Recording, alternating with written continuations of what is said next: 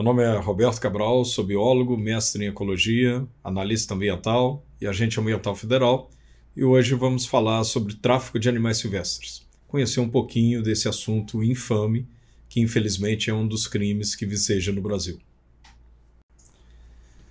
Então, vamos lá. Nós temos o tráfico de animais silvestres no Brasil e vamos conversar sobre os aspectos éticos e legais que envolvem esse tipo de atividade criminosa. Primeiro vamos começar com uma classificação legal e biológica da fauna. A classificação legal prevista na Lei 9.605 e a Portaria do IBAMA 93 de 1998. Nós podemos ter dois tipos de classificação inicialmente. Primeiro, pensando aqui, uma seleção artificial, uma seleção natural. Isso vai fazer com que a gente tenha a fauna doméstica e a fauna silvestre.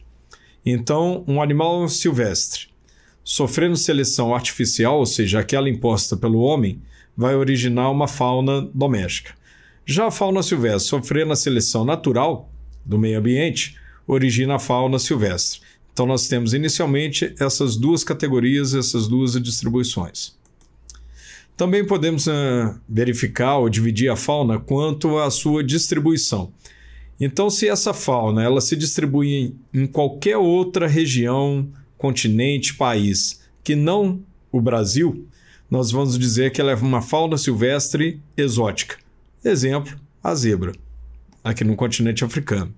Mas, caso essa fauna ela tenha por distribuição o Brasil somente, então nós estaremos diante de uma fauna silvestre nativa. Exemplo aqui, o cervo do Pantanal. Aqui tem uma situação ainda especial, que é o seguinte: baleia jubarte, ela sai, vem aqui para o Brasil, se reproduz e retorna. Então nós temos uma espécie migratória. Se a espécie for migratória, ou seja, utilizou o território brasileiro em algum momento da sua vida, ela também será caracterizada como fauna silvestre nativa. A fauna silvestre nativa, então, um exemplo, a anta, tapiros terrestres. Fauna silvestre exótica, o exemplo, o leão, pantera leo. E fauna doméstica, o exemplo, canis lupus familiares, aqui esse cachorrinho feliz. Revisando isso, nós temos então a fauna doméstica, a fauna silvestre que pode ser nativa ou fauna silvestre pode ser exótica. Então, uma espécie ela pode ser doméstica ou pode ser silvestre. Caso essa espécie seja silvestre, ela poderá ser nativa ou ela poderá ser exótica. Na lei, a Lei 9.605 e outros dispositivos legais falam simplesmente fauna silvestre quando quer se referir à fauna silvestre nativa e fala simplesmente fauna exótica quando quer se referir à fauna silvestre exótica. Ou seja, a classificação de silvestre nativa ou silvestre exótica é uma classificação biológica, mas legalmente a gente trata simplesmente por fauna silvestre ou por fauna exótica. Além de definir a questão da fauna, da espécie em si, nós temos que também pensar em termos de espécime. Então aqui nós temos um canis lupus familiares, então eu tenho uma espécie e um espécime. E aqui embaixo nós temos canis lupus familiares e canis lupus familiares, ou seja, dois espécimes da mesma espécie. Então espécime no final das contas significa o quê? Indivíduo. Com isso, um animal ele pode ser da espécie silvestre ou da espécie doméstica. Se ele for da espécie silvestre, ele pode ser de vida livre, ou seja, ele é um animal silvestre, está vivendo no seu ambiente natural. Ou ele pode ser de uma espécie silvestre e ter sido capturado e depois domesticado ou amansado. Então, na hora que eu falo domesticado ou amansado, isso se refere a quem? Ao espécime, ou seja, ao indivíduo, e não à espécie. E quando eu tenho uma espécie doméstica, o indivíduo ele pode ser de ambiente doméstico, cachorro dentro de uma casa, num apartamento, ou esse animal pode ter fugido e se tornado um animal aselvajado, também dito feral. Então, o espécime ele pode ser domesticado, ele pode ser da vida livre, ele pode ser de ambiente doméstico ou pode ser aselvajado. Isso é importante porque na hora que a gente olha um papagaio igual esse animal aqui, a espécie dele é a Amazônia estiva. E ele aqui no caso está num ambiente doméstico, ele não está em vida livre. mas a espécie do animal continua sendo uma espécie silvestre nativa, não muda. Já o indivíduo, eu posso falar que ele foi amansado. O artigo 36 da Lei 9.605, ele delimita o que vai ser considerado recurso pesqueiro do que vai ser considerado fauna. Para a gente saber disso, nós vamos ter que recuperar um pouquinho lá o ensino médio. Reino Animalia. Dentro do Reino Animalia nós temos vários filos principais, então porífera, quinidária, plateuminto, nemátodo, anélida, molusca, artrópoda, equinoderma e cordata.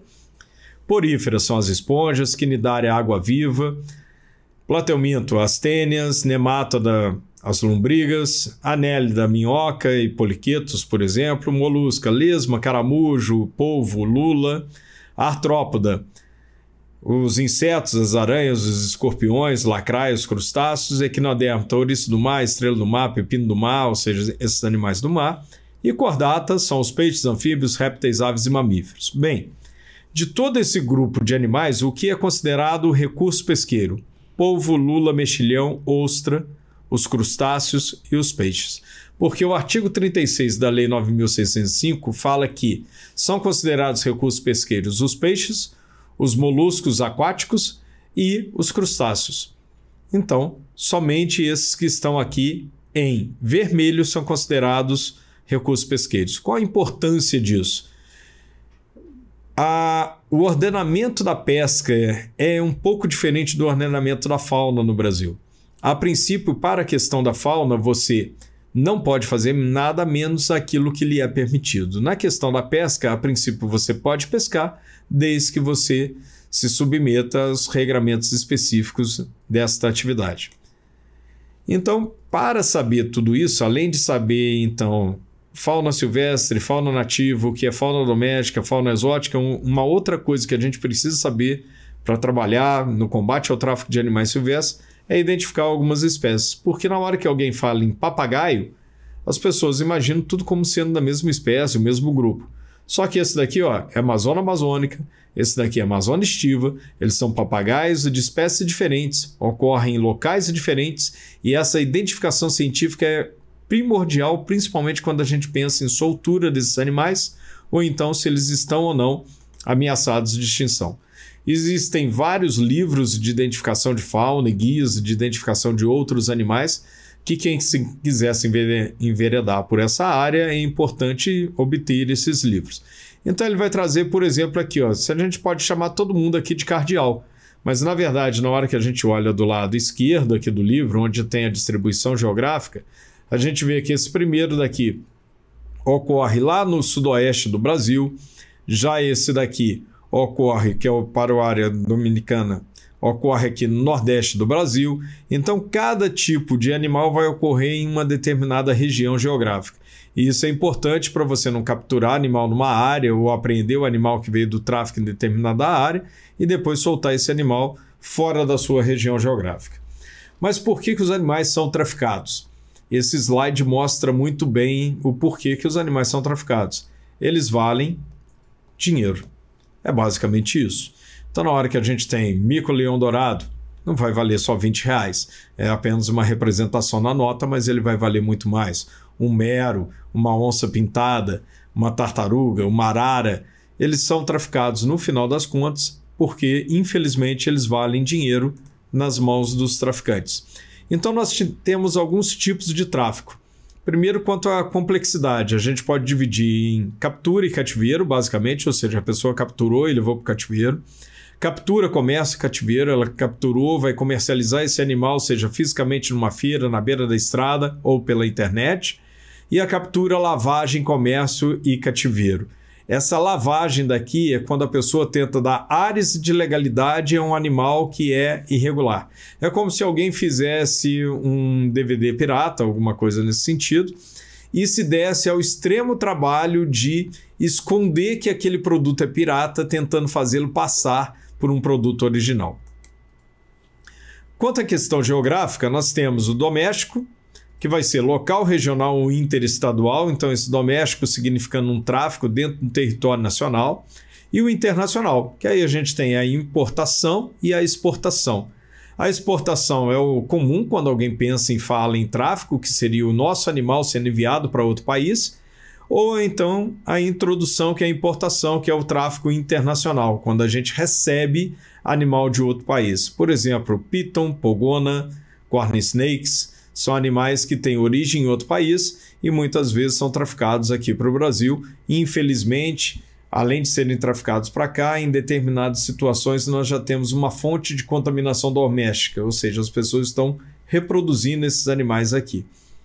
Esse slide demonstra as principais rotas internamente aqui em verde, ou seja, da Amazônia para o Nordeste, do Nordeste para o Sudeste ou da Amazônia direto para o Sudeste. O Sudeste, em suma, é o grande centro consumidor de fauna no Brasil. As nossas fronteiras secas, que são um grande problema de tráfico de animais, de passar e sair por elas, e as rotas internacionais via, por exemplo, aeroportos. Então, tanto para a Europa quanto para os Estados Unidos, as principais rotas. E depois a rota para o Brasil, que é principalmente da África, Ásia para cá, e também da Europa para cá, mas isso não descarta uma rota americana, por exemplo, de corn snake aqui para o Brasil. A Lei 5.197, em seu artigo 4º, ela determina que nenhuma espécie será introduzida sem parecer técnico oficial favorável e licença expedida na forma da lei. Existem dois pontos cruciais e muito importantes aqui nesse artigo. O primeiro é que ninguém vai poder ser introduzido, né? Ou seja, lá em 1967 já havia uma preocupação com a fauna alienígena, a fauna exótica aqui no país, no Brasil. E a outra são as duas condicionantes. Eu tenho que ter um parecer técnico oficial favorável e uma licença expedida na forma da lei. Parecer técnico oficial favorável, subentenda-se então um documento oficial na qual se discorre o porquê se está autorizando o ingresso daquela espécie no Brasil. Então não basta simplesmente, eu autorizo e ponto final. Não. Um parecer técnico envolve que você discorra tecnicamente quais são o conteúdo biológico que lhe permitiu, biológico e legal, que lhe permitiu autorizar aquela introdução. O artigo 4º da 5.197 ele é recepcionado no artigo 31, ou seja, o artigo 31 recepciona ele mesmo, quando ele fala que introduzir espécime animal no país sem parecer técnico oficial favorável e licença expedida na forma da lei é crime.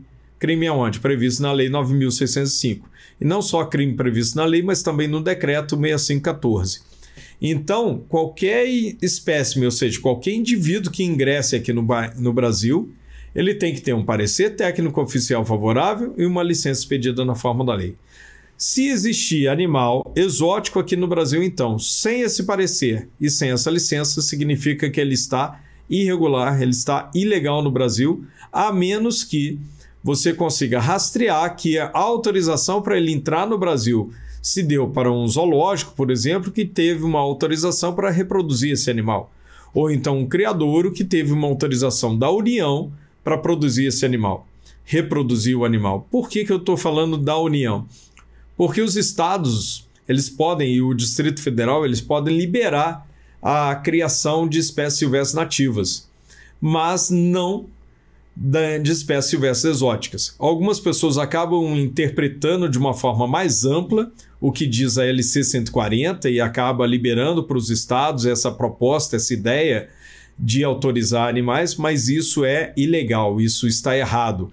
Imagina, como que um estado, vamos supor, como que Minas Gerais vai autorizar a reprodução de piton se a União, o Brasil, não deixa entrar piton no país para ser utilizado como animal de estimação e como animal de reprodução em cativeiro, criadouro comercial. Significa, então, que qualquer piton que seria autorizado por Minas Gerais seria oriundo do tráfico. E aí algumas pessoas pegam e falam o seguinte, não, mas essa corn snake daqui, ó, que ela foi pega no tráfico, mas agora ela foi regularizada, está depositada no criadouro. Ok, perfeito. O animal, o espécime agora, ele está em situação de cativeiro regular, porque o órgão ambiental depositou esse animal num criadouro. Mas a origem desse animal continua sendo tráfico de animais silvestres. Então a origem desse animal continua sendo uma origem ilegal. Então é necessário que se faça essa diferenciação. Não é pelo fato de eu ter depositado o animal num criadouro e ele esteja ali no criadouro, que eu vou considerar agora que esse criadouro pode reproduzir esse animal ao seu bel prazer. Se for um animal da fauna silvestre exótica, é necessário que tenha uma autorização da União, no caso, o IBAMA. E por que toda essa preocupação? Lá desde o artigo 4º da 5.197, depois o artigo 31 da 9.605, que tem rebatimento administrativo no artigo 25 do decreto 6514. Porque a bioinvasão, ou seja, a invasão de espécie exótica, é um dos motivos de perda de biodiversidade no mundo. Um exemplo disso é a Boiga regularis, que é essa cobra marrom, chamada de cobra marrom. Ela foi solta na ilha de Gan, e nessa ilha ela começou a atacar, começou a se alimentar dos passeriformes, das aves que existem na ilha. Não existia réptil, não existia serpente nessa ilha que se alimentasse, e as aves então não desenvolveram mecanismos comportamentais e também biológicos de defesa, no sentido de aonde que elas vão nidificar e outros comportamentos de defesa para evitar serem predadas.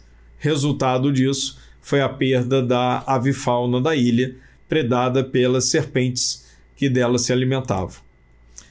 Então, na hora que a gente considera as pitons, por exemplo, então aqui alguns exemplos de piton, em 2003 o IBAMA recebeu solicitações de criadores querendo trazer piton para o Brasil e reproduzir e vender estes animais aqui.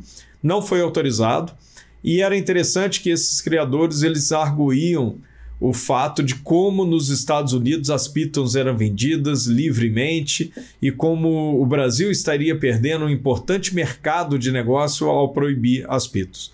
De qualquer forma, foi mantida essa proibição e hoje nós temos os Everglades invadidos por pitons e o Brasil sem essa invasão biológica por enquanto.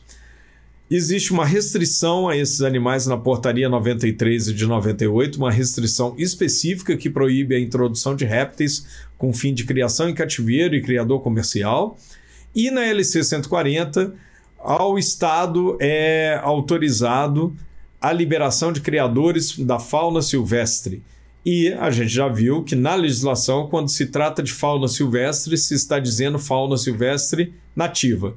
Como o piton é da fauna silvestre exótica, ela não entra nessa situação. Um outro animal que tem sido introduzido no país e alguns criadores têm forçado a lei no sentido de tentar criá-los e alguns órgãos estaduais, infelizmente, acabam autorizando essa criação, mas, repito, de uma maneira irregular, porque pela LC 140 isso é competência exclusiva da União, são os pogonas ou dragões barbados. Esses animais também são exóticos aqui no Brasil, não têm autorização de serem criados, são répteis e por isso são vedados pela Portaria 93 de 98, ou seja, desde 1998 está proibida a entrada desses animais no Brasil. E se alguém disser, não, mas o meu animal entrou antes de 1998, sem problema nenhum, então me apresente a licença que você precisa ter relativa a esse animal, a marcação desse animal que tem que constar na licença e também o parecer técnico oficial favorável que foi emitido naquela época te autorizando a ter ou trazer este animal. Um exemplo clássico que ficou famoso inclusive em Brasília, né, aqui em Brasília, eu falo para vocês de Brasília, foi o caso da Naja. Uma pessoa, na verdade um traficante de animais, foi picado por este animal e ao ser picado por este animal ele se viu no seguinte dilema: ele se mantém quieto em relação ao tipo de atividade criminosa que ele desenvolve ou ele se apresenta no hospital? Ele poderia se manter quieto e morrer ou se apresentar no hospital e ter uma chance de sobreviver. Ele optou por se apresentar no hospital e ter a chance de sobreviver, né? Para efeitos de manter sua vida foi a opção correta. E ele teve a sorte também do Brasil, o Instituto Butantan, ter um soro antiveneno, um soro antiofídico específico para esse animal, porque os soros antiofídicos são vinculados à espécie ou pelo menos ao gênero, ao grupo de cada tipo de animal. Como o Brasil não tem Naja, normalmente o Brasil não seria um país onde você teria soro para este animal. Mas, por sorte, o Butantan também tinha espécie tinha indivíduos da mesma espécie, e um dos padrões de segurança, se você tem um animal peçonhento, você também deverá ter o soro para este animal peçonhento. E com isso o Butantan tinha o soro e ele pôde ser tratado utilizando esse soro. Ele fazia com esse animal o que a gente chama de um tipo de procedimento absurdo, que são mãos livres, ou seja, é manusear o animal sem conter a cabeça do animal e utilizando as mãos livres, e no meio desse tipo de manuseio ele acabou sendo picado. Bem, quais são os problemas que decorrem disso? Olha só essa notícia, lá em Maringá. Cobra piton albina capturada em calçada de Maringá é adotada. Nossa casa, nossa residência, nosso apartamento que seja, não é adaptado a conter réptil. Não é adaptado principalmente a conter serpentes. Para gato já é eventualmente uma situação complicada. Vocês observam, a pessoa tem que adaptar o apartamento, que é colocar grades, ou telas, na verdade, no apartamento. Então, principalmente para répteis, aí sim que não é adaptado para conter. Com isso, normalmente a pessoa coloca esses animais no terrário, e por falta de regulamentação qualquer e também de dispositivos adequados aqui no Brasil, muitas vezes o animal consegue fugir desse terrário e vai amedrontar um prédio inteiro. Isso não é um privilégio no Brasil, nos Estados Unidos também acontece, e a gente tem a bioinvasão oriunda de dois tipos de situações. Uma questão voluntária, uma questão espontânea, a pessoa mesmo vai lá e solta o animal. Isso, infelizmente, é comum com tartarugas, cágados, por exemplo. A pessoa cria o animal, ele começa a crescer, ou então ela tem uma brilhante ideia de eu acho que esse animal não está tão feliz assim em cativeiro, vou soltar num lago. E vai e solta o animal num lago, num ambiente que não era necessariamente onde a espécie dele aconteceria. E a outra situação é por fuga mesmo e invasão. Então, seja numa situação decorrente de um ato voluntário da pessoa ou de uma situação involuntária, a bioinvasão é uma realidade, principalmente uma realidade quando se trata de utilizar répteis como pet. Aqui nós temos dois tipos de tartaruguinhas, são chamadas tartaruguinhas, né? Uma, muitas vezes as pessoas chamam de tartaruga japonesa, e só que elas crescem, não ficam só desse tamanho que está aqui na mão segurando. Essa aqui do lado esquerdo, que tem esses desenhos daqui, ela é a Trachemis dorbigne e ela é uma tartaruga que ocorre no Brasil. Então ela é da fauna silvestre nativa brasileira.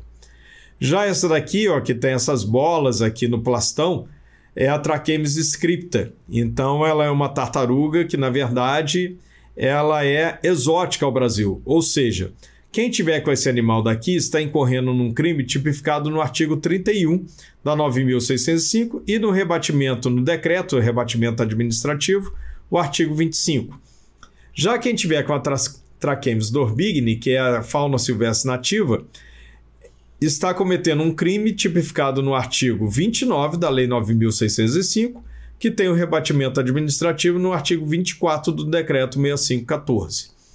Isso se quem estiver com esse animal daqui, a Trachemis dorbigne, não tiver adquirido esse animal num criadouro regularizado. A Trachemis scripta, independente de onde ele adquiriu esse animal, é um animal ilegal. Ele não é autorizado no Brasil. Então, voltando àquela questão de como funciona o tráfico, nós temos o tráfico doméstico, sendo local, sendo regional ou sendo interestadual, ou seja, nacional. Ele vai sair de um estado e se dirigir a outro estado da federação. Quanto ao objetivo, a gente tem o tráfico para cativeiro doméstico, para coleções particulares, colecionadores de uma forma geral, pesquisa científica ou souvenir. Então, o tráfico ele pode ser classificado inicialmente entre animais vivos e partes e produtos. Então, animal vivo pode ser para pet, pode ser para criadouro, pode ser para uma pesquisa científica, e partes e produtos, por exemplo aqui, o dente da onça.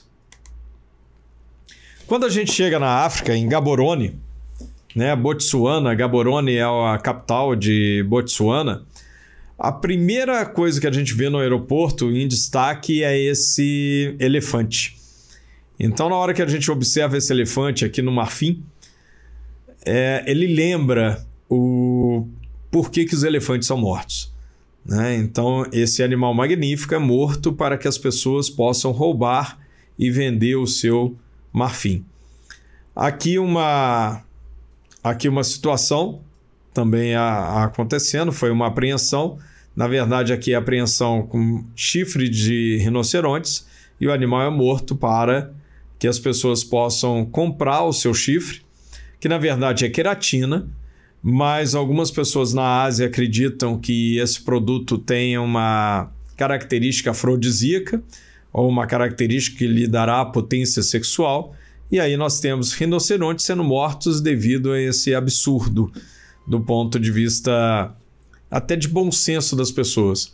O chifre do rinoceronte é feito de queratina, ou seja, as pessoas que estão com impotência sexual, se ela roer a unha dela, vai ter o mesmo efeito do que se ela utilizar o chifre de rinoceronte. Mas mesmo aqui no Brasil a gente encontra algumas coisas nesse sentido. Isso daqui são facas com cabo de marfim e aqui a bainha feita de pele de elefante e que foi apreendido aqui em Brasília, numa feira. Uma feira de cutelaria. Na África, circulando pela África do Sul, é comum ver coisas desse tipo. Ó, a pele aqui de zebra exposta. Eu prefiro um animal assim. Esse daqui são... As duas fotos são minhas, né? Essa zebra daqui eu cheguei próximo delas durante o safari para bater a foto. Não tão próximo quanto está aqui, né? Teve a questão do zoom da câmera, mas olha só que legal. Você pode usufruir desse contato com os animais, bater a foto dele e o animal continua lá, continua vivo. Diferente de quando você tem uma situação dessa daqui, ó. Isso é um colar feito com garras de onça. Então, imagina quantas onças morreram para que a pessoa pudesse fazer esse colar e tentar vender. Uma outra forma de animais sendo vendidos em pedaços, que era comum aqui no Brasil, eram esses quadros de borboleta. Mas que o IBAMA fez 2 operações nacionais relacionadas a isso, Moda Triste 1 e Moda Triste 2, e isso foi suficiente para que vários comerciantes trocassem. E agora utilizam decalques e colocam aqui, ó, quadros de borboleta sintética. O efeito é basicamente o mesmo. Tem gente que gosta, acha bonito. E o efeito, seja da borboleta que era original, né? Um animal mesmo, que teve arrancado seu abdômen, suas antenas, ou seja, o decalque. O efeito é o mesmo, só que nessa segunda situação, os animais não morrem.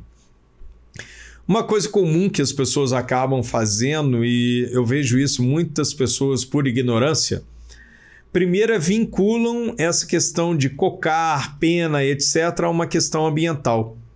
Então, deixa eu contar um segredo para vocês.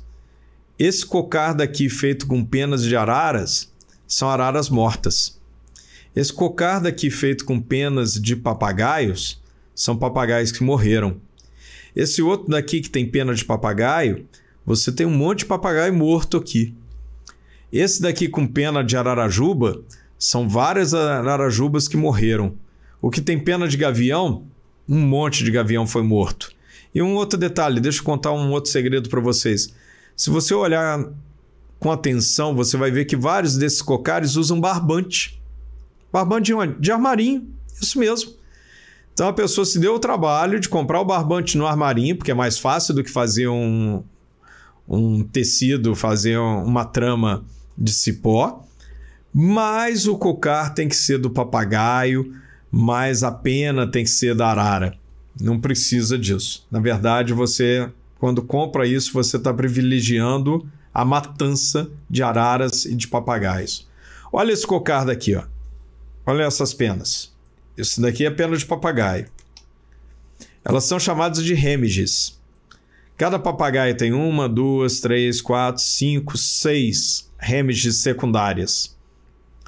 Então, 1, 2, 3, 4, 5, 6, 7, 8, 9, 10, 11, 12. Um papagaio. E a gente pode ir contando para ver quantos outros papagaios morreram para que alguém se enfeitasse com essas penas na cabeça. Então não existe nada de ecológico em utilizar pena cocar. Ah, mas a pena caiu e eu peguei. Tá, uma pena que caiu, ela fica desse jeito. Olha só como é que ela tá. Essa pena caiu no chão. Se alguém tiver com um brinco desse jeito, não sei o que, é uma pena realmente que caiu no chão. Ó, tem partes dela que tá faltando, essa parte daqui tá toda destruída. Isso é uma pena que caiu no chão. É diferente de uma pena assim. Uma pena desse tipo daqui, o animal foi morto para que a pessoa tivesse essa pena e depois vendesse essa pena. Ou então o animal está preso em algum local e está tendo suas penas arrancadas. Você escolhe. Se você quer usar cocar, se você quer comprar cocar, além de estar praticando um crime, ou se você quer comprar penas, brincos com penas, além de estar praticando um crime, você está escolhendo. Ou você está contribuindo com a morte de animais, ou você está contribuindo com maus tratos enquanto eles têm essas penas arrancadas. Isso não tem nada de ecológico, só parece ecológico, mas não é. Utilizar brinco de pena e utilizar cocar e falar de ecologia é a mesma questão se alguém na Europa utilizasse uma estola de pele e estivesse falando de ecologia. Na verdade, você está utilizando animal morto da mesma forma. A diferença é que um está utilizando pele, um casaco de pele, e o outro está utilizando pena. Mas é o mesmo padrão. Então, na hora que você tem um cocar desse tamanho e você acha que isso é ecológico, isso na verdade significa um monte de araras mortas.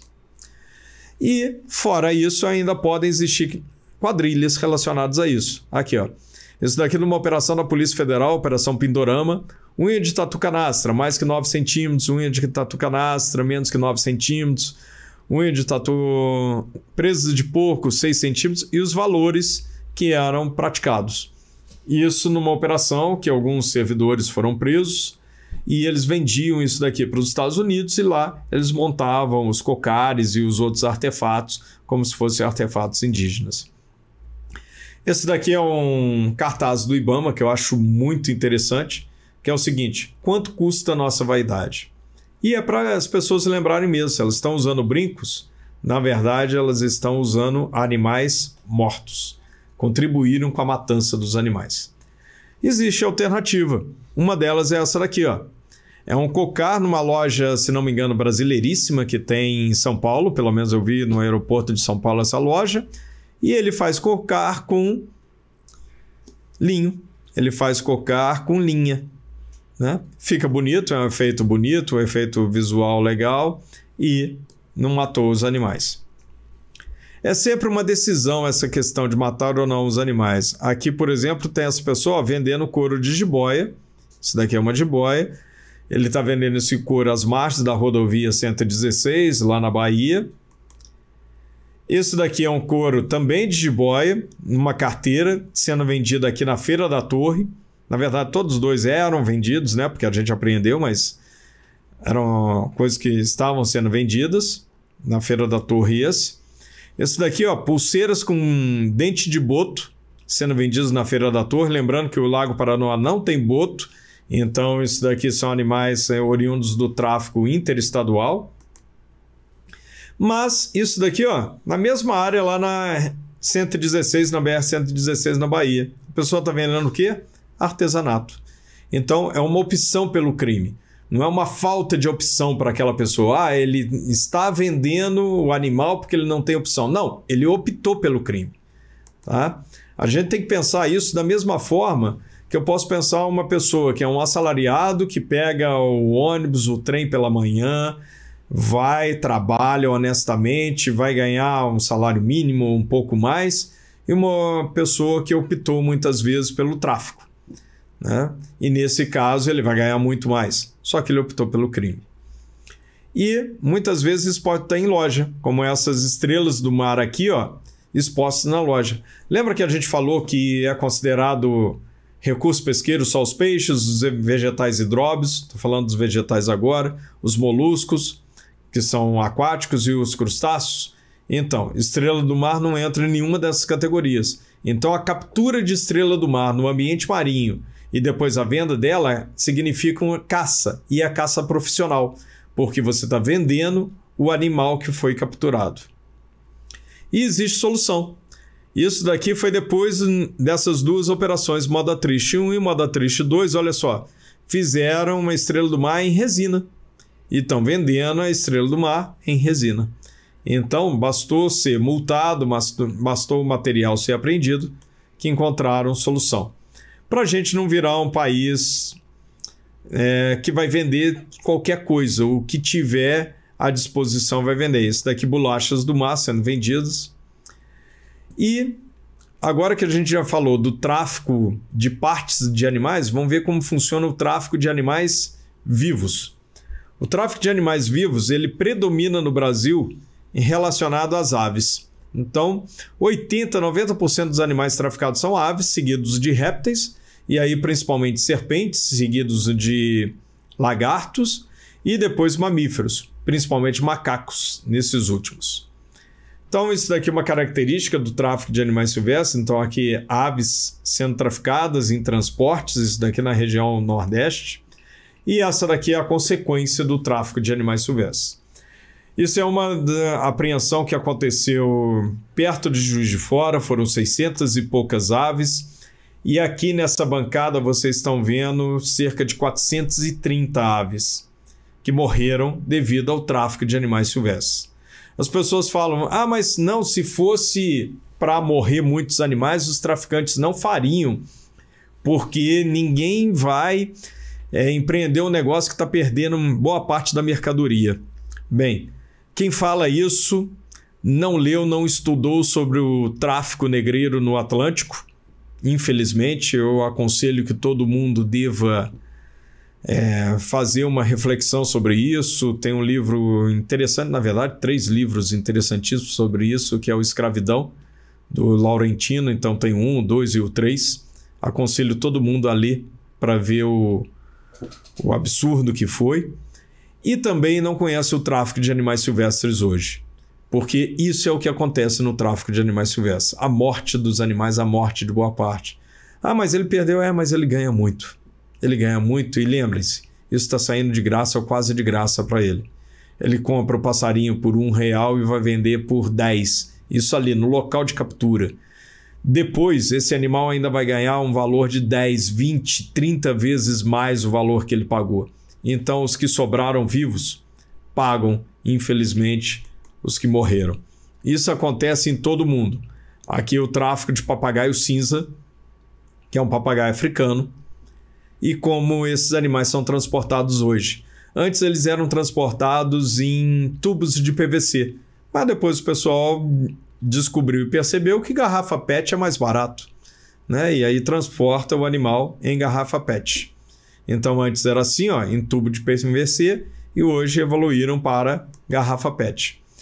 E a gente tem esse tráfico local, que é do tipo 1, a captura e o cativeiro direto. Que é o quê? O sujeito está ali na casa dele, a casa dele está próxima a algum ambiente rural, e ele coloca o alçapão aqui, pendurado na gaiola, para capturar passarinho. O outro destino é o de colecionadores, é o que acabou com a ararinha azul. Então hoje nós temos a ararinha azul, foi solta de novo no sertão brasileiro, voltou esse animal, ele havia sido extinto da natureza. É um dos problemas do colecionador, que o colecionador é aquele cara que vai pegar um livro, vai folhear o livro e falar, eu quero este animal daqui. E isso vai dizimar uma espécie. Hoje a ararinha azul foi solta, foi reintroduzida de novo aqui no Brasil. As pessoas falam, graças à conservação ex situ. Sim, graças à conservação ex situ, que é a conservação fora do ambiente natural, mas não significa, e cuidado com isso, que qualquer animal que esteja fora do ambiente natural seja conservação ex situ. Muitas vezes é simplesmente cativeiro. E eu falo que tem vários criadores que não são conservacionistas, eles são contemplacionistas, porque aquele animal está ali simplesmente para ele contemplar o animal. Então, se nós formos pensar, a gente tem a captura e o ambiente doméstico, o destino. Mas eu posso ter a captura e um atravessador, um depósito primário, onde esse animal vai sendo acumulado. Eu posso ter a captura e um depósito secundário, que vai sair desse depósito primário para o depósito secundário. Ou então, do depósito primário, eu vou vender esses animais na feira. Ou então, eu vou na feira, compro esses animais e levo para um depósito secundário, ou do depósito secundário para a feira. É o que acontece. E daqui das feiras físicas para o cativeiro doméstico. É aquela pessoa que vai ali na feira, compra o animal e volta para casa. Posso ter a captura já direto para a feira. Alguém capturou o animal e levou para vender na feira. Posso ter do depósito secundário, que é mais comum, e eventualmente da feira, a feira virtual. O que é a feira virtual? Na internet. O animal sendo anunciado no Facebook, no Instagram. Normalmente as pessoas falam assim, ah não, o animal está sendo anunciado, vamos colocar um repórter, o animal está sendo anunciado numa rede social. Rede social coisa nenhuma, o animal está sendo anunciado no Facebook, no Instagram. Facebook, Instagram, WhatsApp, criem vergonha na cara e mudem o sistema de vocês. Vocês têm condições de conseguir evitar isso. Não evito ainda porque não querem. E, finalmente, a lavagem de animais. Que é o quê? Quando eu pego e dou ares de legalidade, eu dou documento para esses animais, eu marco esses animais para parecer que eles nasceram em cativeiro, quando na verdade eles são oriundos de captura na natureza. E finalmente para os colecionadores. Então a captura vai acontecer assim, ó, igual esse cara daqui no ambiente rural, ali com o seu alçapão. Isso daqui já caracteriza um tipo de animal traficado, né? Você vê que o cuidado dele não é o cuidado de alguém que tem estima por aquele animal. O depósito primário, normalmente a gente vai encontrar coisas desse tipo. E assim, ó, ferimentos igual esse daqui. É um animal se debatendo contra a gaiola, tentando fugir, tentando recuperar a sua liberdade, em vão. Feira física ou direta, a gente tem as feiras em vários pontos no Nordeste, alguns pontos no Norte e principalmente no Rio de Janeiro. Do Nordeste vão vários animais para o Rio de Janeiro. Isso daqui é uma visão geral de uma feira física após as pessoas terem sido abordadas. Então os animais aqui, ó, seja em gaiola, seja em transportadores, dentro de saco, é como os animais são vendidos na feira. Isso daqui é uma maritaca pintada para parecer um filhote de papagaio. Então ela foi pintada aqui com hidrocor, as penas dela foram arrancadas, a cauda foi arrancada, a asa foi cortada para ela parecer um filhote de papagaio, quando na verdade o animal é assim, ó, Aratinga cactorum. É uma maritaca característica do Nordeste, né? Então ela é pintada para parecer papagaio. Aqui um depósito já com uma gaiola de amânsa, a gente vai ver isso daqui, que é uma tela para evitar que o animal se fira muito ou morra tentando fugir. Estão vendo? Então um trinca-ferro aqui dentro com a tela no entorno do trinca-ferro. A feira virtual, um exemplo aqui, ó, Sagui Baby R$300, Sagui Jovem R$250, Jabuti Baby R$100. E é a feira virtual que hoje a gente tem no Facebook, no WhatsApp principalmente. Antes foi no Orkut. Transporte. Aqui um transporte eram 600 e poucos canários, presos num carro adaptado para transportar esses animais. Foi pego aqui em Brasília. Brasília é um entreposto do tráfico de animais silvestres, principalmente de canários da terra. Fiscalização em carro, pode ter animal em qualquer local. Por exemplo, aqui, ó, papagaio dentro do console, papagaio dentro de caixa de som. E a gente também pode pegar pessoas traficando esses animais, olha só, de Brasília para Fortaleza, e traficando animais aonde? No voo. Ele coloca esses animais daqui dentro de uma mala e despacha. Então o animal vai batendo, igual a mala nossa é jogada, vai batendo de qualquer jeito, os animais também, a mesma coisa. Esses daqui estavam sendo transportados de Brasília para São Paulo no bagageiro de um ônibus. Se for num dia de intenso calor, os animais chegarão mortos. Igual esse macaco daqui, que foi da Bahia para o Rio de Janeiro. Dentro dessa caixa, é exatamente essa caixa mesmo, isso que vocês estão vendo. Ele foi colocado ali num ônibus que estava saindo da Bahia para o Rio de Janeiro e chegou, obviamente, morto no Rio de Janeiro. A apreensão da PRF, a PRF tem sido uma grande parceira no combate ao crime ambiental, principalmente nas estradas, por óbvio, né, onde elas atuam mais. E aqui a apreensão de filhotes filhotes de arara. Aqui filhote de papagaio, filhotes de arara também. Esses animais, quando apreendidos, demandam uma série de cuidados, mas o traficante vai para casa dormir. O traficante sai da delegacia antes do policial. e ele consegue ser liberado com a legislação atual, com a lei atual.